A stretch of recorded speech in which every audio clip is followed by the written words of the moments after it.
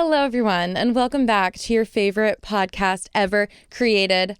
It is called Stop the Internet Podcast. Hi, everyone. Why do you sound sad? I do? It just sounded like you were going to be like, I'm quitting the podcast. Oh my God. Never. You can't get rid of me. I'm Rebecca. Oh, yeah, I'm Kelly. And I'm hungry. Rebecca's hungry, so she's like, let's go. Let's get this choppity chop. Let's get this done. It's my dinner time, and if you are a listener of the pod, you'll know what time that is. It's 2 p.m. It's 4:30. 4:27. It's a crazy time for dinner, but you know what? I'm stuck with you for the night, so I'll be going and eating as well. You kind of are, though. Okay, we're so excited about our episode today. If you can read, you've read the title most likely. Today, we are talking to two wonderful, creative entrepreneurs, artists. We are talking to Zoe and Hannah of Poking Around Pod. They are so cool. We love them. Spoiler, we already did the interview. It wasn't really an interview. It was more Just like a chat. Yeah. A chat. Fireside chat. Yes. A casual conversation. So I'm so inspired by them. I know. Oh my gosh, what Zoe was saying at the very end, I was like, this needs to go. I don't know. It needs to go somewhere. It needs to go everywhere. Yeah. It was so inspiring. And then one other question that I asked her was like kind of about a business side of things. And then the response that she had, I was like, you just changed my world. Yeah, so it was so good. It was so good. And hopefully we'll have a part 2. Yeah, I would Perhaps? love to. It'd be so fun to talk to them again. They're both just so well-spoken and so clearly passionate and good. Not only passionate, but like actually very good at what they do. Yeah. And it was so cool to hear their stories and like hear the behind the scenes. Quick intro, Zoe and Hannah, we met them because we were walking through Central Park and we saw two people sitting doing custom poems on their typewriters. And we got one. We got a custom poem from Zoe and we read it. So you'll hear it later on in the pod. We read it when we were with them when we were talking about it. So it was so beautiful. I think that's it, right? Yeah. I hope you guys love this conversation. And if you have any questions for Zoe or Hannah, feel free to leave them in the comments. I'm sure they would love to see feedback just like we would. Or we should try to do an in-person pod. Oh, that'd be so fun. That'd be sick. Wow. That would be so fun. Ah, yay.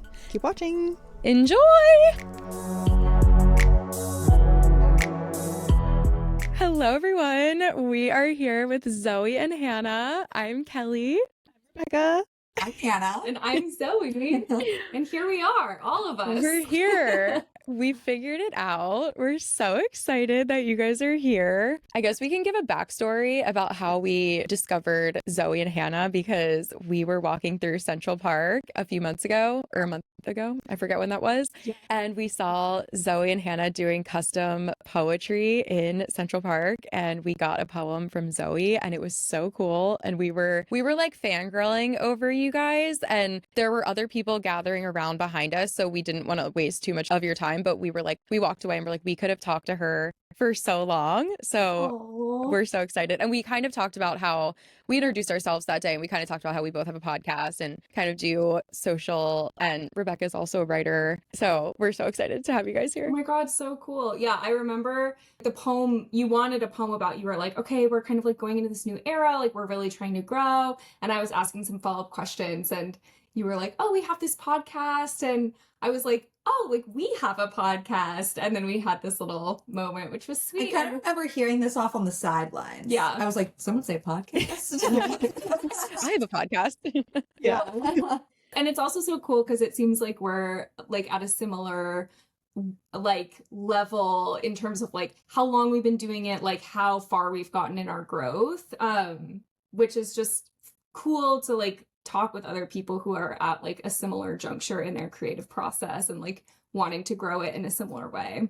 Yeah, I completely agree. And we talk about this all the time. It's so hard to grow a podcast. It's like the hardest social or piece of content. It's not really social media, I guess it is in a way, but kind of content to grow. It's it's by far the most difficult. So it's like such a struggle, but then it's so fun when you meet people that like understand that and like also are passionate about doing this, because obviously podcast is not for everyone, but we're super passionate about it. So it was so cool when you said that. We're like, oh my God, like locked in on like exactly what Hannah just said. We're like locked in on you. We're like, wow, we're so similar. Yeah. It is like to try to convince someone to listen to like an hour of you speaking. It's like, and even I feel that way when people are like, oh, I have a podcast, or you should listen to this podcast that's like already wildly successful. I'm like, a podcast? Like, I already have so many I listen to. So I feel like that's one of the biggest struggles is just like getting people to like listen to one episode, you know? You're like, Yeah, I 'cause promise you're you'll really, love like, us. Yeah.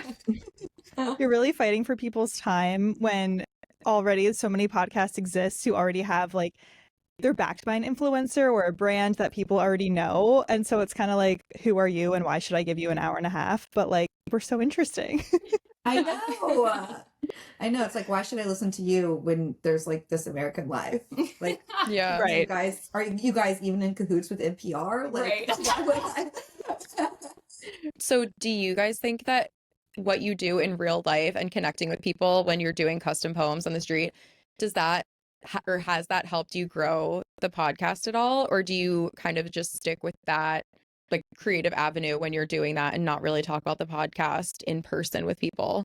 Yeah, that's such a great question. And I think it's something that like we want to focus more on. Like everything that we do does like braid together, because on our podcast we also our podcast is called Poking Around, and on it we every week we bring a different poem that we talk about, and then one of us brings a joke to like tell and talk about, and then at the end we both write an on the spot custom poem about what like we talked about in the entire episode. So it is kind of like a long form version of what we do on the street, where it's like the entire episode serves as the prompt, and then we write an on the spot typewriter poem based on what was said. We don't really have an opportunity when we're out on the street necessarily to be like, oh, and you should also listen to the podcast. Like, I think it's more so sometimes people will like follow us on Instagram, and then if they're more interested, it's like the podcast is the deepest down the like if you're like a light fan, then you probably are just like a casual Instagram follower, right? But if you're like a hardcore fan, that's by the time you like get to the podcast. But we have an idea. We just hit episode number 50, which came out this morning. And we want to compile a zine of different poems that we've written on the podcast and put that together and then we would have like physical media that we can also have with us out on the street for sale for like $5-10 or something. And that would be an avenue also for people who we meet on the street to then be funneled into that part of what we're doing too. Yeah, I that's love awesome. that idea. I love like when you find a way to thread everything you do together, it just makes life so much easier. Like we talk about this a lot because I just rebranded. I hate saying that word, but like I'm like, okay, so do I Holy link? crap, I have to say this. Yeah. I'm like, okay, so how do I find a way to kind of make people interested in all these things that I'm trying to do, but also convey that I'm doing them all well? Like these aren't just like random ideas that came together yesterday. Like for example, with my Substack, I'm like, well, do I link the podcast in it, or is that like trying too much? So it's hard to do that. I think you should link your podcast in your Substack. It's like if I am one person who's like making things, even if I can't see necessarily directly how they are all intertwined, they are, because they're all like coming out of my brain. Wait, Yeah, that's a so good point. have you guys heard this phrase, climbing cringe mountain? No. I think I've, Oh my God. if I haven't heard that phrase, I've heard something similar, but do you want to explain?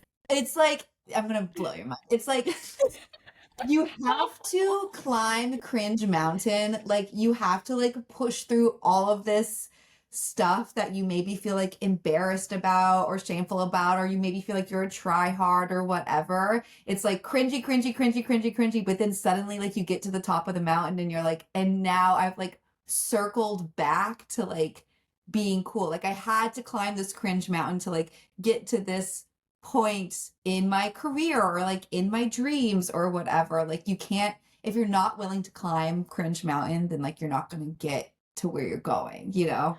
Wait, I love that because it's so, I mean, everyone feels cringy and embarrassing when they start a new endeavor, but I love the fact that it's like you don't have to climb it. You don't, it's fine if you No. don't, but you'll just never get to the top and everything you want is at the top. Like it is a choice that you can make and you have to be willing to do it. I love that. We kind of talk about this idea of like no one is coming to do this stuff for you a lot. This is kind of Yeah. off topic, but a lot of our conversations come back to us being like, get up and work. Like literally the Kim Kardashian quote that's like, Yeah, I was gonna you have say, to work. Like no one even no wants one, to work anymore. Yeah. yeah, literally. And no one's gonna work for you and just do the things you want to do. Yeah. So no, I've I been love thinking the idea of about Cringe Mountain.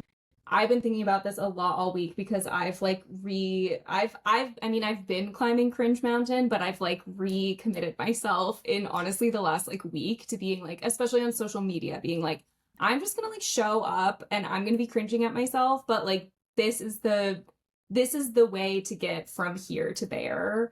And I've been thinking about how it's been in my head is no one is coming to save me.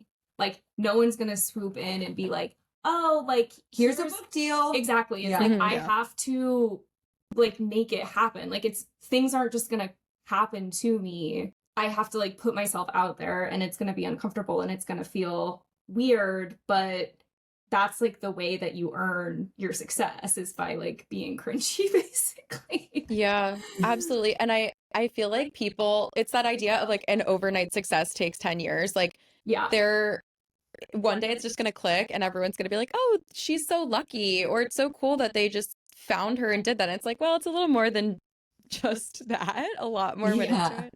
I'm also a professional photographer, and I remember years ago I was doing a portrait session for this girl who just wanted pictures for her brand and like her Instagram and stuff. And I was talking to a friend of mine. I was like, oh yeah, I have to go. I'm like going and shooting this. And she's like, wow, your job, it just seems so effortless. Like you're just going and taking pictures of someone and then you'll come back later.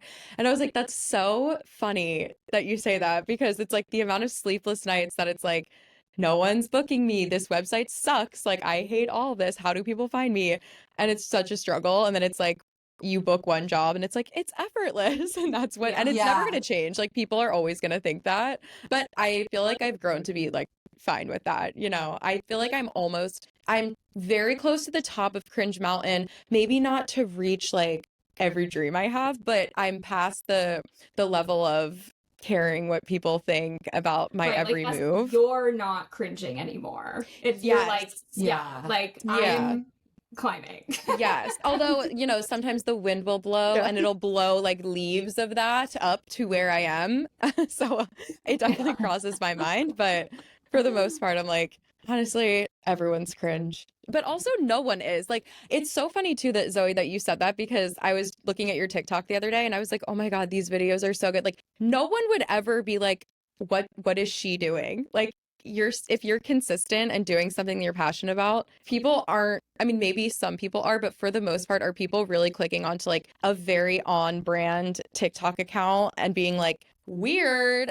Like, I feel like Right, and they're being not. like, she's really posting so much. Like, she must be like so obsessed with her Yeah. whole thing. Yeah. It's like, yeah, like that's what the whole social media concept is. Like, Right. Yeah. Exactly. And also, I feel like we think of ourselves as cringe, and like, I don't really like the phrase imposter syndrome because I feel like I've never felt exactly that, or at least not yet. But I am also, I guess it is kind of that without me calling it that. It's the same feeling, but I'm like, what am I doing? Like, what do people perceive of me? Like, do people think that I am actually a content creator or not?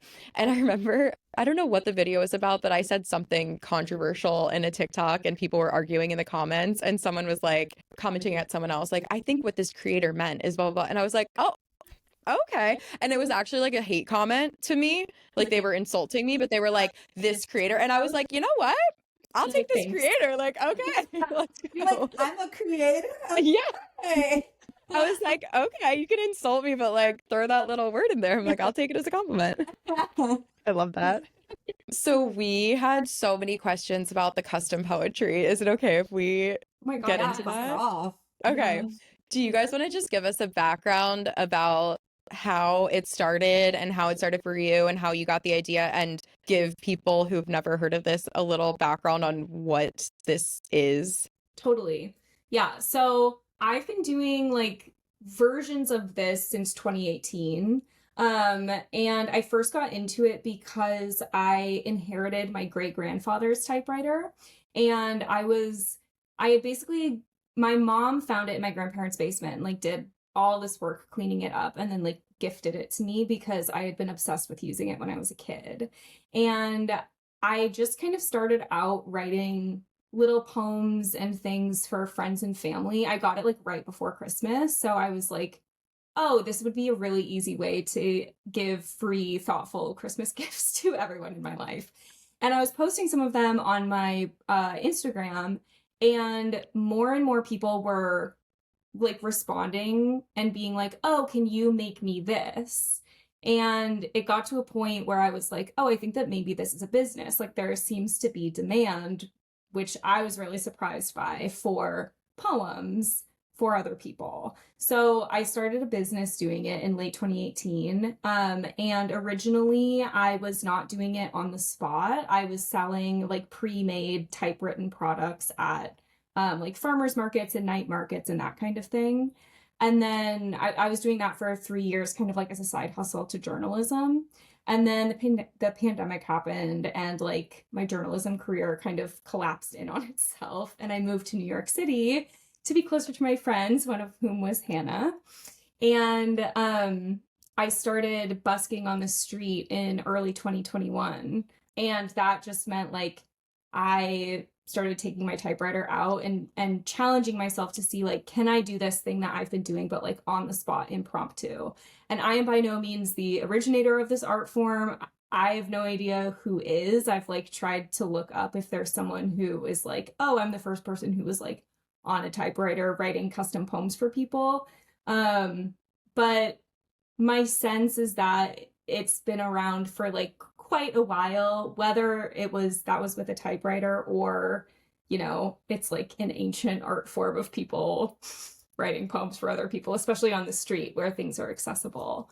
So yeah, I had been doing that for about 6 months, and I was really wanting to get Hannah into doing it because she was working this like really shitty. I was working for a mortgage company. She was working for a mortgage So I was bartending before the pandemic and I hated my life. And then I lost my bartending job.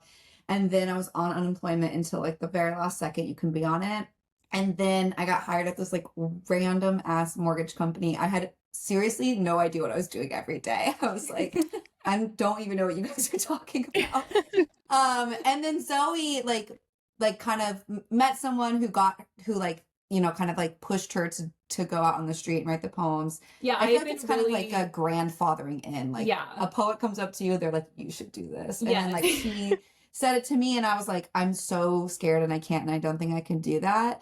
But then I got laid off from my job, and then there was no choice. Yeah, I was like, come out with me on the street, like I'll practice with you. I swear it's not as scary as it seems. Which was also like when I had met this other poet who I felt kind of gave me permission almost in a way to do it and to try it, because I had been wanting to do it on the spot for a long time, but I was like, I don't know if I can do that. And then finally I was like, let me lock in.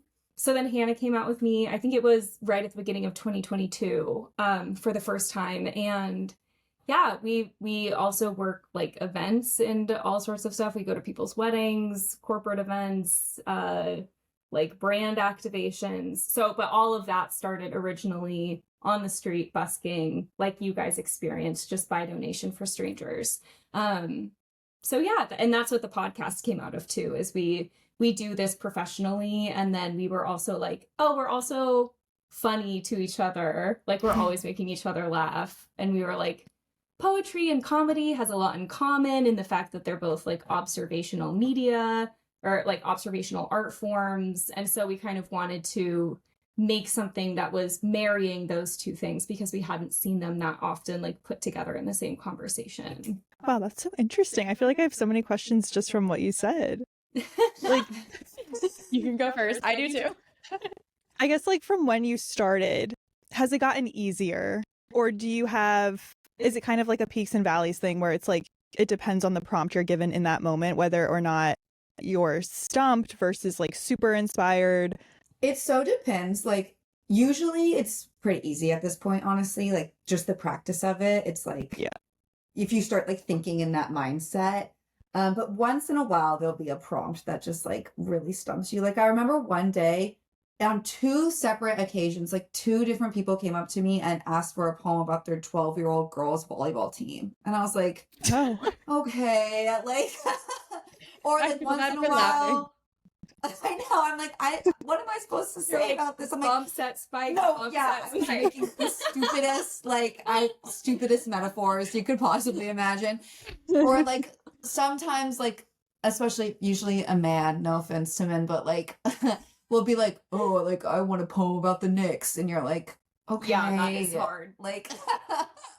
I don't know how to do that unless you like want to tell me an emotional connection you have to the Knicks. Like, because sometimes things come up that are tricky, but normally it's honestly like pretty like second nature at this point. And sometimes someone will just give you a word.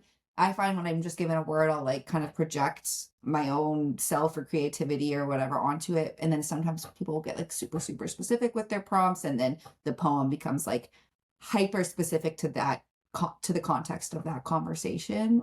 Yeah, I think it's definitely gotten easier since like the first time I did it. Like I feel like at this point I'm probably approaching getting close to having put in my 10,000 hours doing Wow. this specific thing.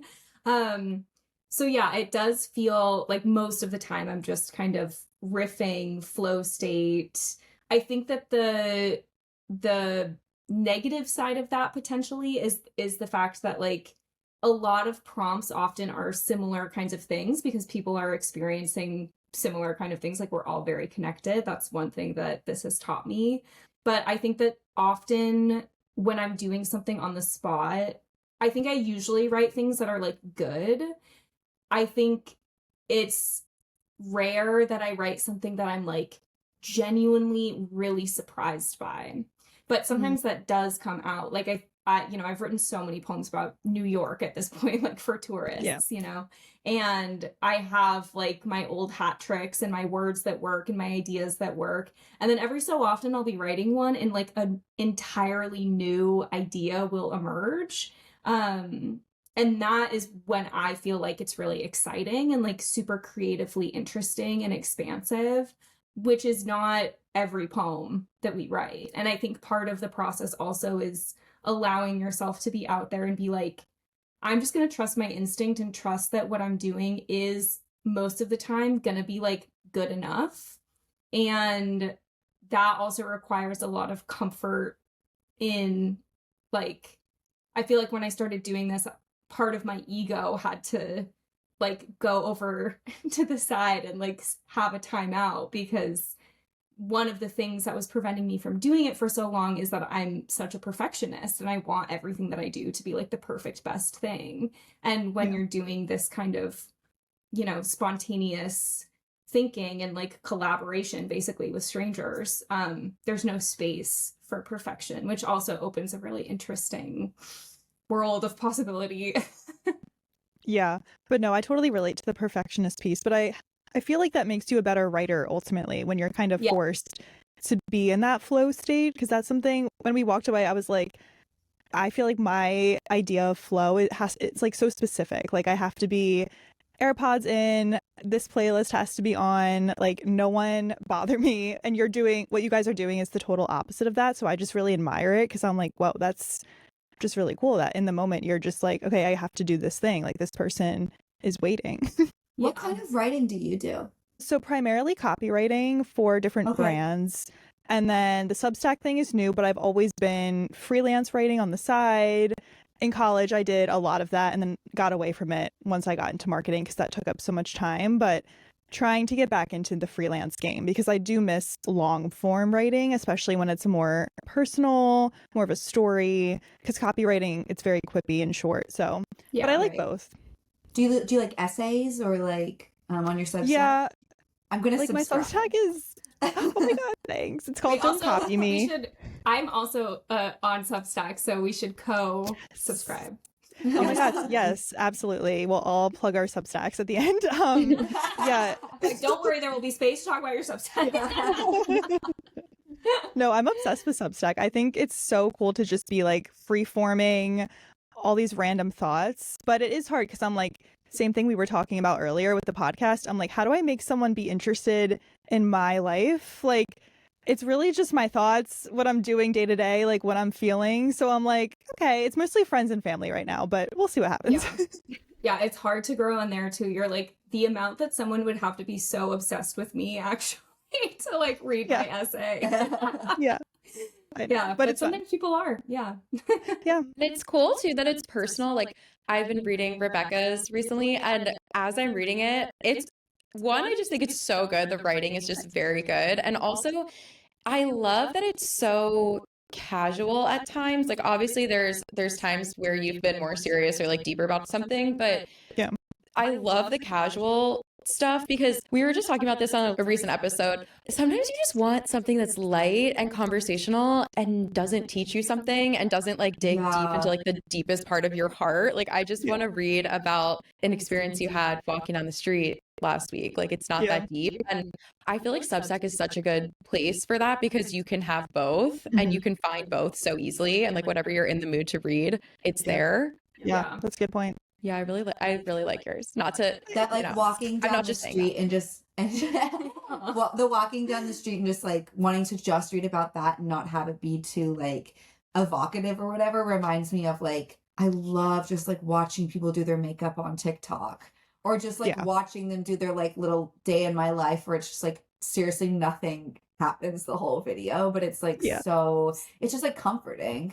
Yeah, no, totally. Specifically about New York, because we're based in Philly area. And I feel like to me, the writers or even just the creative world in New York is like a little intimidating. Like, how do you feel like you're in that? Like, are you going to these sceney parties and stuff? No, it's no. I moved here in 2018, like right after graduating college. And I was like, I'm like also an actor and like that's always been kind of like my primary art form.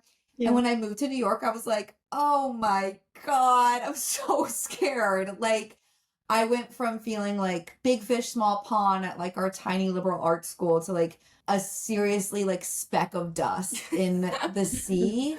And it's honestly taken this long to even feel like I have found a footing on the landscape of the art scene in New York. And there's so many different like worlds and so much going on all the time. It is overwhelming and it is intimidating for sure. I think it like I mean I moved here when I was 22. I just turned 29. I'm just now kind of feeling like okay, maybe I do belong in this world, but I feel like I've really had to like earn my keep and move through a lot of like uncomfortable emotions surrounding it. Because most people here too who have like made it pretty far in the art scene, like all went to NYU or like are all some equivalent of a Nepo baby or something. So it's like you have to kind of work really hard to even try to get a foot in the door of like the world that you want to be a part of. Yeah, I feel like my approach has been very DIY in that like I don't think that it's that I have no interest in like being a part of like of course it's amazing and helpful and very generative to like be in community with other artists and other writers. And at the same time, I feel really fortunate in that like a lot of my closest friends are themselves artists, writers, creatives of some kind. Yeah, that's true. And I feel like that really fills a lot of my cup in terms of like what we're talking about, what we're doing, how we're cheering each other on. And that feels like a really authentic and real version of that. That's like the heartbeat of it is in the fact that we are like creating and we're creative. And there's a lot of things in that are hard, but there's like a really authentic community that I feel really fortunate to have of my own. And that makes me feel less the need to be like, oh, let me like get into this world where I feel like I'm always gonna have to be like climbing.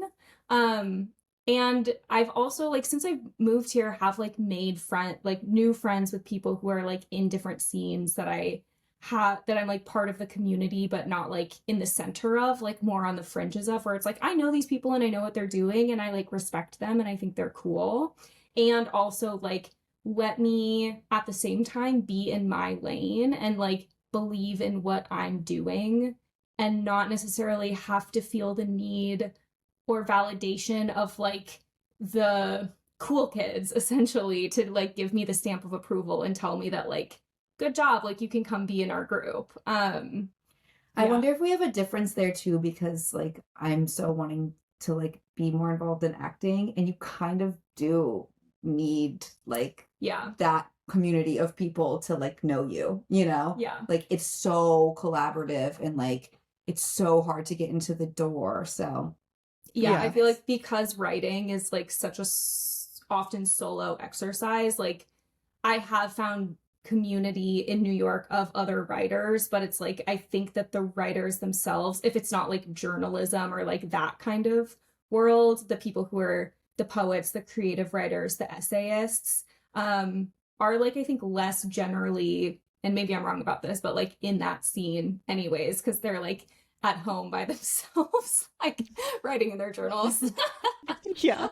Yeah, totally. No, that makes perfect sense. I was just curious because in Philly, it's just like different. It's so different. Oh, it seems so different. Yeah. Wait, but talk about it. Tell me about like the art scene in Philly or like the creative, I don't know. Yeah. Or your I'm perception curious. of it. I feel like okay, I shouldn't say there isn't one. It's just much smaller and a lot more siloed, I feel like. Like I wouldn't even know like who's having a party this week that's even remotely related to writing or anything creative. Like I have no idea how to even find out. I'm not a writer, but I will say that I rarely see any sort of advertisement for any like meetup, creative community things. Actually, a girl just started one. Some sort of like creative meetup where it's like a bring your own craft and we all sit in Rittenhouse Park and like do a craft or something together. And it seems like that's going well. But yeah, I would say because there's a lot less people, I think a lot less brands or bigger presences in the creative fields kind of feel the need to come here and put on events here. Yeah. Even like one of the biggest brands that's headquartered in Philly is the Urban conglomerate. So like Free People, Anthro, Urban Outfitters, Terrain. They have so many brands, but they are headquartered in Philly. And I feel like even they don't have a ton of events in Philly. Like that's not open to the public at least. No, or like I mean, yeah, you know what I mean? Yeah, but even things that aren't open to the public, like I just think there's not a lot of people here. Like I've been hired for events by both Free People and Anthropology, and they're like in New York. Yeah, me too. Yeah, I used to work there. I had my internship there for social media, and I worked there after college for a little bit, and I sometimes still am able to work with them as a freelance photographer for like certain events. And yeah, like I'm getting on a train and going to New York or like going to the beach or something. Like it's almost like, never in I Philly. thought we were here. Like like you have this like really cool this city. Is the one thing that could be here. Yeah. Literally. Yeah. So it definitely exists. I would agree with that. But your statement of it's more siloed, I completely agree with that because I feel like there's like this music scene over here. And I'm like literally making this. That was a weird hand motion to do for like anyway, I'm not going to do it again. It was kind of off camera. I was like making a silo with my hands. Anyway. But yeah, I feel like they don't cross over a lot because there's not even enough people to make up one silo. At least that's my interpretation of certain things going on. Yeah, definitely. So it's just different. Like sometimes I'm envious of like, oh, there's so many writer type events in New York. And I guess it's easy enough for me to get on a train and go. But yeah, in Philly, it's just like, I don't even know. Where are these people? I honestly can't even leave my apartment to go to the events in New York. So like getting on a train, I'm like, oh my God. Yeah. Like, what if the event isn't fun? Yeah. I know. Right. Totally. Yeah, I think also here, one of the things I struggle with is because there's so many things and there's so many options, it's kind of like being in the cereal aisle when you're looking around and you're like, I'm actually so overwhelmed. Like, how am I supposed to choose one of these things? And I think that's why it's been, it's felt like it's made more sense to me to kind of be like, let me invest in the relationships with creative people that I already have and just trust that like we're all coming up together and we're all doing our own thing and we can celebrate each other and like be creative together. And I'll meet the right other people when I'm like meant to meet them, basically. Yeah.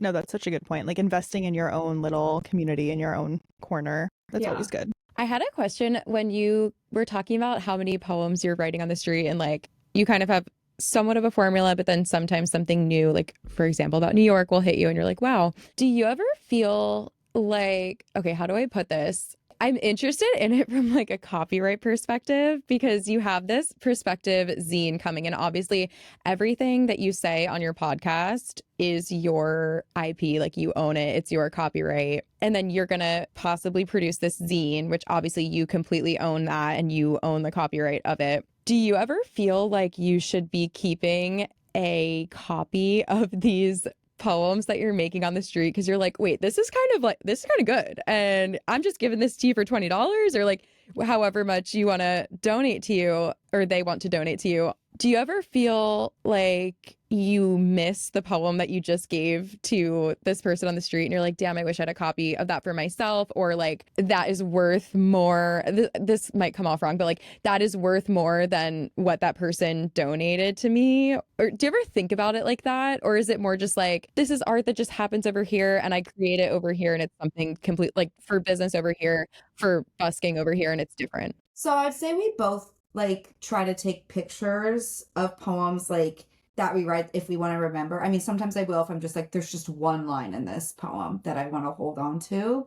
But I would say, yeah, I mean, for the most part, I feel like kind of a thing I'm sort of attached to about the art form is like you release and it goes out into the world. And because so often the poems are so hyper specific to the story that the person just told you, they almost don't even make sense in a context of like a standalone poem. It's like you had to be there. It's like only me and this guy know what this poem means, basically. So yes, I try to like take pictures of poems that I want to remember, or if I feel like I really like found something, or the rare time someone's like, just write a poem about whatever. Often that's like kind of more exciting work, but a lot of the times it's just like out into the world, and then sometimes it finds its way back to you. Like you'll run into someone on the street, they'll be like, you wrote me a poem 3 years ago and like it's hanging up over my bed and like here's a picture of it, and you get to kind of like sometimes they have it with them. Like I've had it happen before where it's like I wrote a poem for someone 3 years ago about how they like wanted to move to New York,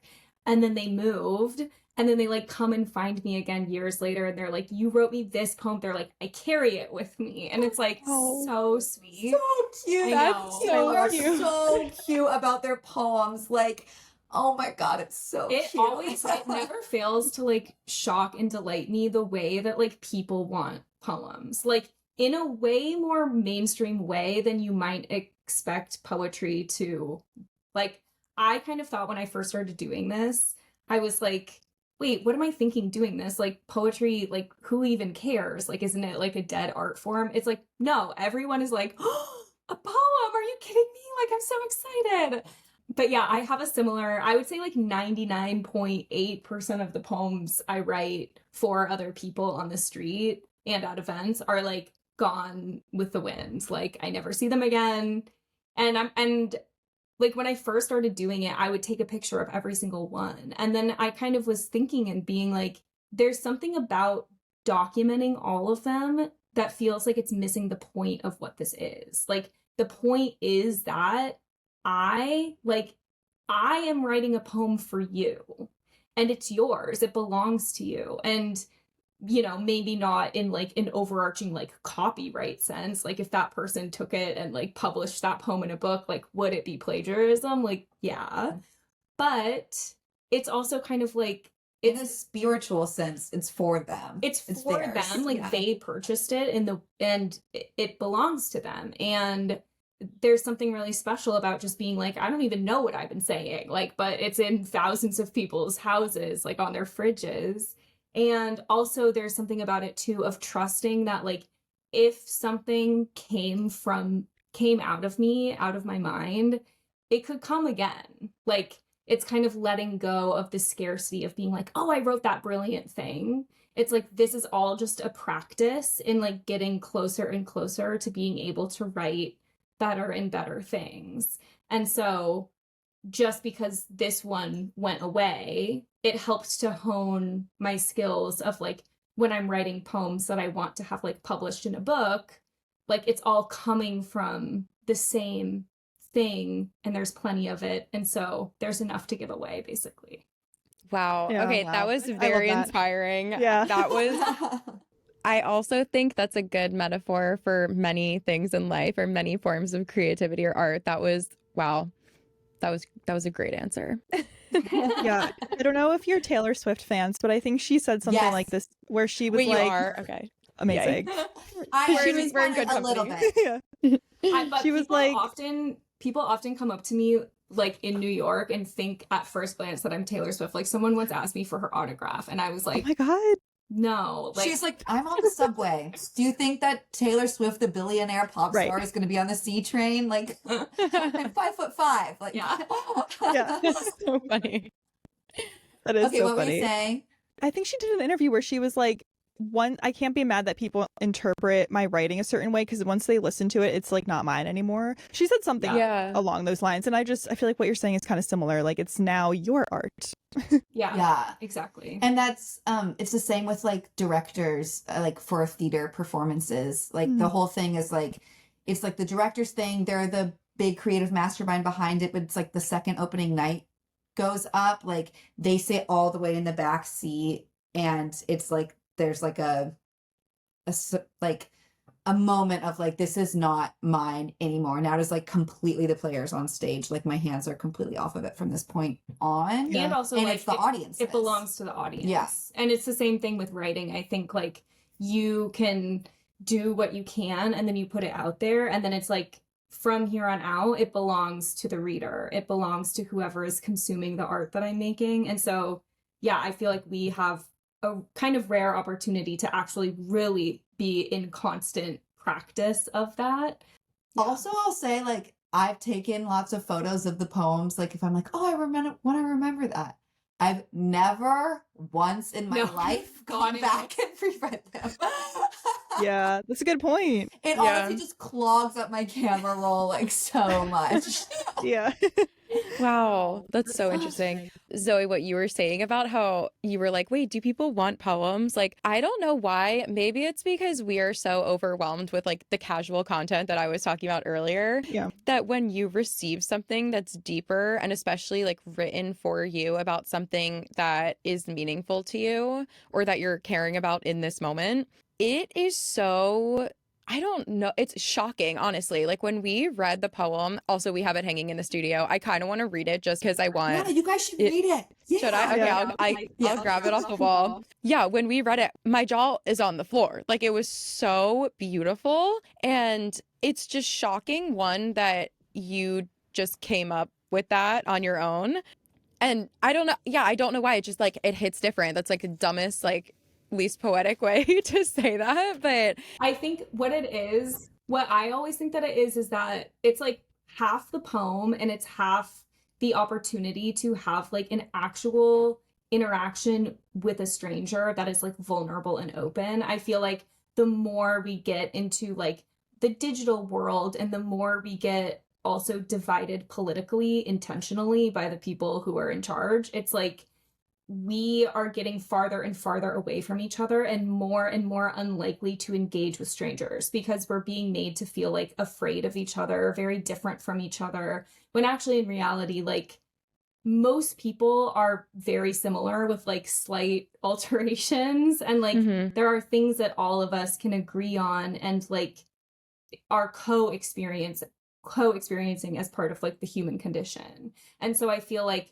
part of what that feeling is when you receive the poem is just that you've had an opportunity to connect with someone who you don't know, who you'll likely never see again. But unless you do a podcast. unless you do a podcast with them. But no one else has asked us to be on their podcast so far, so we're like, we're not letting you go. Like, this will not be our last interaction. But yeah, it's this kind of like special fleeting thing of being like, we are strangers and we will likely never cross paths again. But right now in this moment, I see you and you see me. And that brings us closer together. And that actually is incredibly meaningful, if not like kind of radical, based on the way that the world is currently structured. And then the poem is like something to honor that.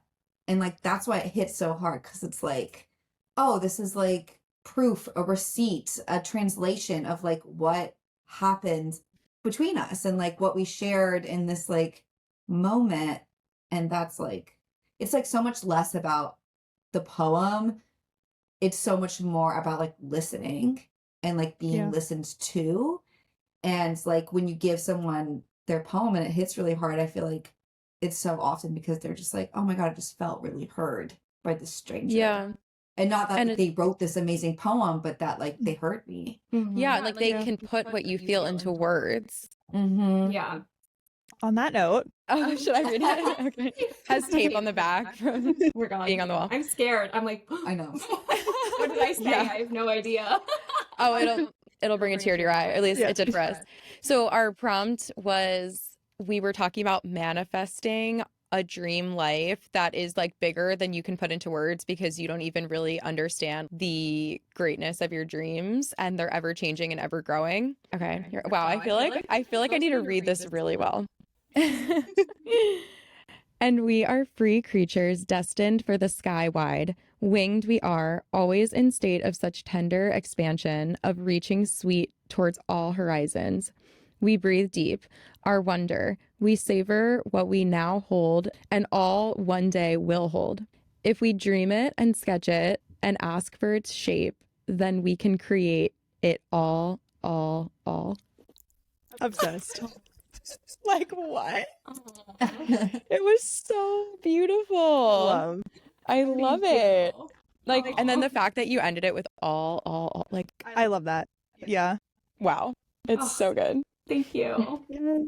Okay, wait, can we say something? I just thought of this as we were like, because I was thinking of like the moment that we were there. Okay, this might be offensive, but when we were standing there, I didn't hear her say this, but this woman came up behind Rebecca. Wait, you can say. She Scared. was like, to me, she was like, oh, this has to be AI, right? And I'm like, girly, no. Like, do you not see them with the typewriter? There's no way this I think could it's be so funny fake. when people say that. I'm like, what do you think I'm gonna like take out my phone? Like, when am I gonna have time to do that? Yeah. Yeah, like you're like recording, like say it into People the come up mic. to Like, us all the time and they're like, this is like ChatGPT. And we're like, Oh. it's the opposite of that. Like, it's genuinely the Opposite. exact opposite. Like our friend Molly said something in response that I was like, oh, that's the perfect thing to say. She's also a typewriter poet. And they were like, oh, AI. And she was like, no, it's organic intelligence. And I was like, love. Yeah. Period. perfect. What Yeah. Because I actually learned about what ChatGPT was by someone coming up to me on the street and being like, oh my gosh, this is just like ChatGPT. It was like right when it had just come out. And I was like, what is that? I Googled it.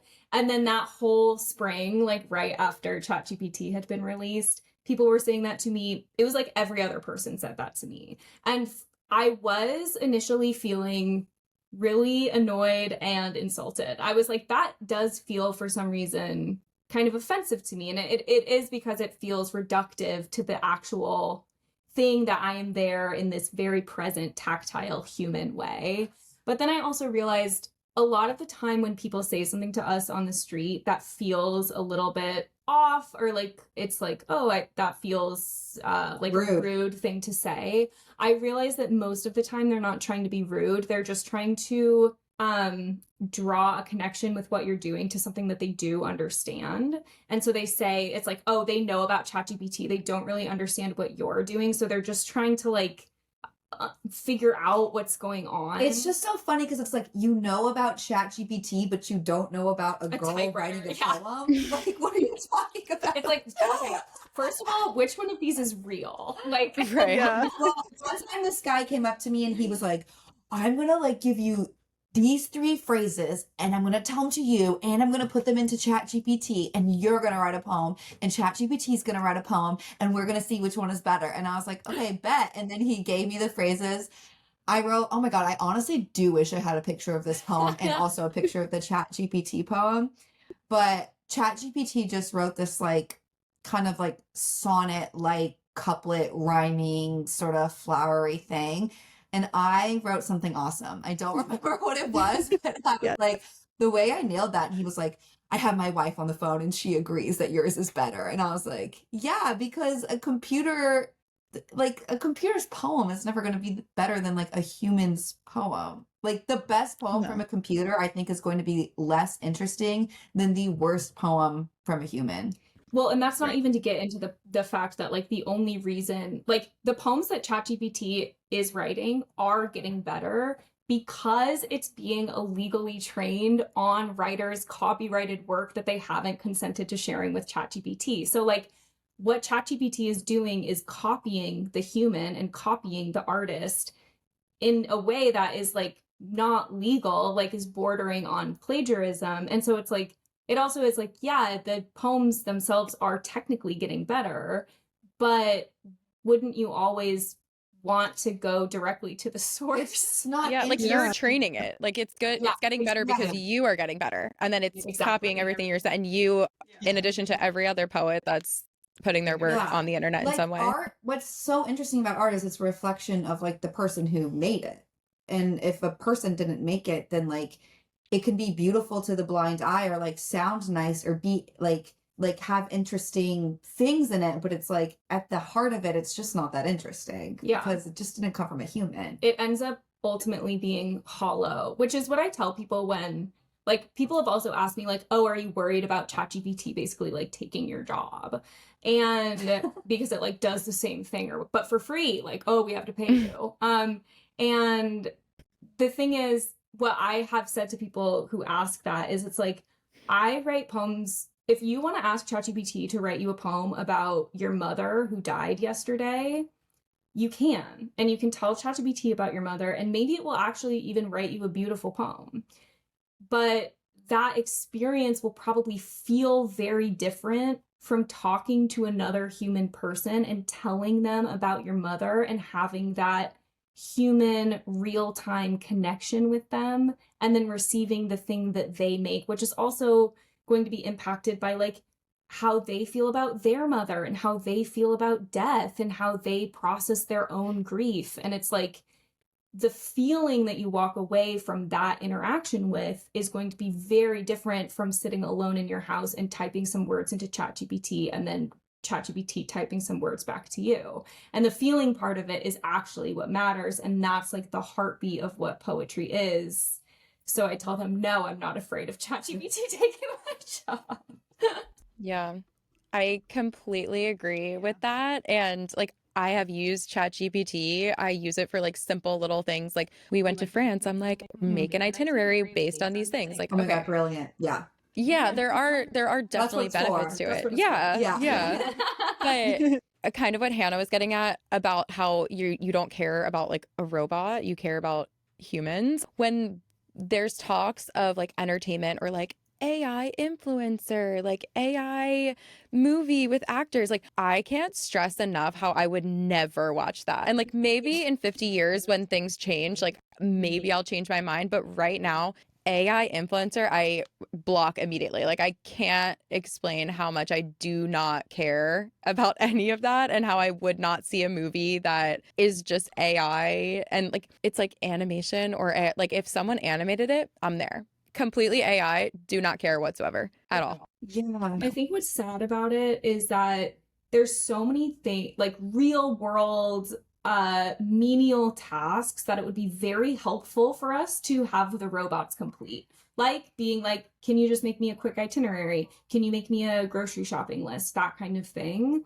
I feel really sad that one of the main things that people are focusing training the robots on is making art because it's like what it's like. So actually what would be great is if the robots can do some of the more annoying day-to-day tasks so that the humans can have the more time. Or could the robots like fix our I don't know. There's Right, like it's like, so yeah. much Other wrong. stuff, Like I don't why know. are we going straight to movies? Like Right. there's Yeah. so much other stuff to worry about. Yeah, and it's Yeah. also just like to me, I feel like art art is an inherent expression of like the human spirit. It's one of the things that makes us different from other species often.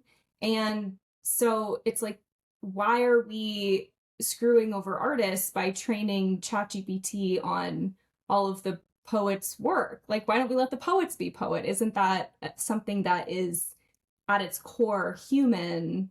And like, we're so lost in the sauce. Yeah. Yeah. We are definitely lost in the sauce. No, I know.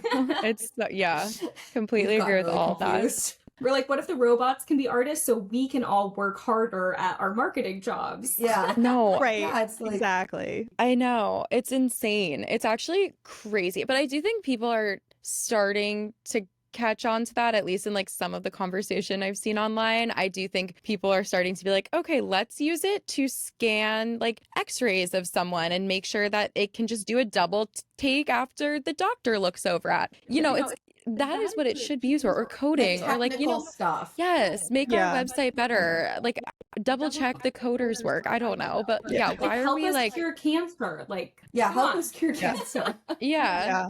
Literally. just become a poet. Like, okay, Yeah. we're good. Right. Like, It's like a deadbeat teen. It's like, oh, sorry, you don't want to be a doctor, you want to be a poet? Like, Yeah. okay. Yeah. yeah, literally. No, that's so true. I think one of the last questions I had was what ultimately, and it's okay if you don't like know the answer, but what ultimately is your goal? Like, would you prefer to be on the street more, or would you prefer to take more events and like corporate stuff like that? Like, do you kind of see where you want it to go? We've both talked about how it's like this kind of lifestyle or whatever, or career is not super sustainable long term. Like I can't picture myself like 50 years old and like lugging a typewriter to Central Park, or like even lugging it to events. So I, at least for me, I think I'm really happy with how things are now. I love writing poems on the street. That's like really the bread and butter, I think, because it's really accessible. Like the event rate is much higher. Poems, it's like it's a suggested 20, but you can really pay whatever you're able to pay, and like you're really able to like talk to a big variety of people. It's more like poetry for the people.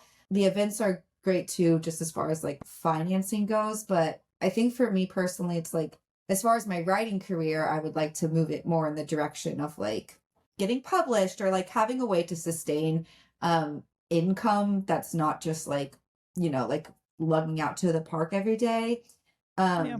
But then also like I've like talked about a little bit, like acting is a big focus for me, and like that would be my, eventually I'd love to shift gears where it's like, oh, I'm spending most of my time working on theater or film projects, and then I'm like doing custom poetry sort of on the side, which right now it's like definitely opposite. Like I never thought poetry would be like my day job, but it is. It's like I have to like go do poetry so that I can do acting on the side. So for me personally, it's kind of like I'd love to shift those things, but I love in some shape or form to always be like getting the chance to like write poems for other people. It's just such a like soul fulfillment thing. But I think eventually I don't want it to be my main focus, my main income source, that kind of thing. Yeah. Mm-hmm. Yeah, my goal is definitely like similarly, we just like can't be on the street forever. Yeah. But I've like wanted to have books published since I was a kid, like in all genres. Like I want to have poetry books published, fiction, like essays. And so that's something that I'm trying to turn more attention to right now, just in terms of like building a writing practice that is actually like accumulating toward a larger project, and not just these one-off poems that I never see again. Although, I do not for one moment take for granted the fact that I'm able to make a living doing that. Like I did not think when I graduated college that my life would be as like amazing and strange and interesting and free as it's turned out to be. But yeah, I definitely want to be like growing my following for like my other kinds of writing as well, and like getting book deals, getting things published in different echelons of like magazine and that kind of thing. And ultimately with the podcast as well, Oh, like yeah. we want to grow the podcast, and one of the ways we want to do that is we have a goal this year to start hosting a monthly live show version of it, because both of us, like for myself as well, like I'm less focused about wanting to like be acting, but I do have a performance background and I want to be doing more stage performance, whether that's like bringing the podcast out live and like collaborating with other poets and comedians, or like doing more slam poetry, more storytelling, more just like live in the room where like the energy is. That is something that feels really generative and expansive to me. And so I've tucked that away for a long time, and I'm kind of just like coming back to that and hoping to keep building on that. Yeah, that's awesome. We would definitely take the train up for that. Yeah, we'll be in the audience. We'll cheer you on. Yes. Yay! Oh my God. That's so cool. I love that now there, with so many different avenues of creativity, there's so many more ways to achieve these goals, where in the past there was only one way to get a certain, or get to a certain thing, or complete a certain project, like acting or writing a book, getting a book deal. Like, it's so cool that you also enjoy interacting with people in real life, because it's networking in a way, and like you never know who is going to walk up to you, or whose friend is going to walk up to you and be like, "Oh my God, I met Zoe and Hannah and you're a casting director." Or like, I don't know, Yeah, I just think yeah. it's so cool. And I love hearing about people that make it to a certain job or a certain level of success, or whatever you want to call it, through an unconventional way. I just think that's so cool. So I'm just so happy for you guys that you have this other avenue to like propel you towards these connections and paths to be in this place that you can kind of do whatever you want. Like, I think that's so fun and so cool. And we're so lucky that we all are living in a time where that is possible, and like we can literally do anything, and it starts with like having a podcast or like writing a poem on the Yeah. street. Right. Yeah. Well, it's just the thing of being like, the more you put yourself out there, like you said, like you never know who's going to randomly, truly randomly, like be in the room and just happen to see you. And that's the thing that is kind of heartening about the process of climbing Cringe Mountain, is that it's just like, It's a sorry, great like path. I'm just gonna like keep throwing spaghetti at the wall until something sticks. And like, I'm okay with that. And I also like trust that the more I do it, the better I get at it. And that the right person will see me at the right time, and that things will just work out. And I can't, kind of like what you got the poem about, like we can't even understand really like where we're going or what we're doing. We can only have like these small instincts and like gut feelings, and then keep following those and just trust that by following them, they will continually put us in the right place at the right time. Yeah. I love that. I love that too. In my head, I was like, I kind of just want to end on that, but I also have a thought to like build off of it. Like, that would have been a really good last sentence of the video. No, but it's just so cool, because growing up, I don't know if you feel like similar ways. There's always jobs that I was like, oh, that would be cool, that would be cool, but I never had this specific thing that I'm like, I want to be this. I'm like, I don't know, I'm creative and I want to do everything. I want to do whatever I want and whatever I feel like doing that day. And it's, oh my God, I totally just lost my train of thought. Oh yeah. I'm like, it's really gonna hit hard. And I'm like, I don't remember. I'm ready. And then it's like, it's gone.